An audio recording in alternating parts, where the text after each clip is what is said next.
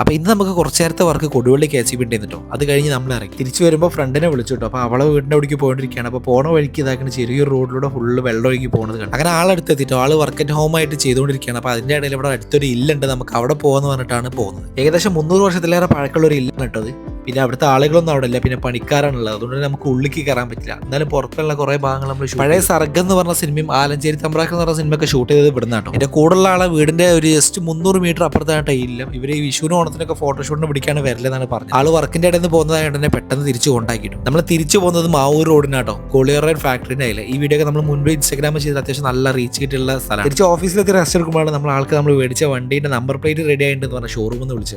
പിന്നെ നേരെ വണ്ടി എടുത്ത് അവിടേക്ക് പോയി. എത്തിയപ്പോൾ തന്നെ നമുക്കുള്ള നമ്പർ പ്ലേറ്റും പിടിച്ചതാക്കുന്ന ആളവിടെ നിൽക്കുന്നുണ്ട്. പെട്ടെന്ന് തന്നെ ഫിറ്റ് ചെയ്ത് കഴിഞ്ഞിട്ടോ. നമ്മൾ വലിയ ഫാൻസി ഒന്നല്ല, എന്നാലും 8986 എന്നുള്ള നമ്പറാണ് നമുക്ക് കിട്ടിയത്. നമ്പർ ഇട്ട് നമ്മൾ നേരെ പോയത് ഹോസ്പിറ്റലിലേക്ക് കണ്ടു. അവിടെയാണ് ആൾ വർക്ക് ചെയ്യണത്. നമ്പർ കിട്ടിയിട്ടുള്ളതൊന്നും ആൾ അറിഞ്ഞിട്ടില്ല.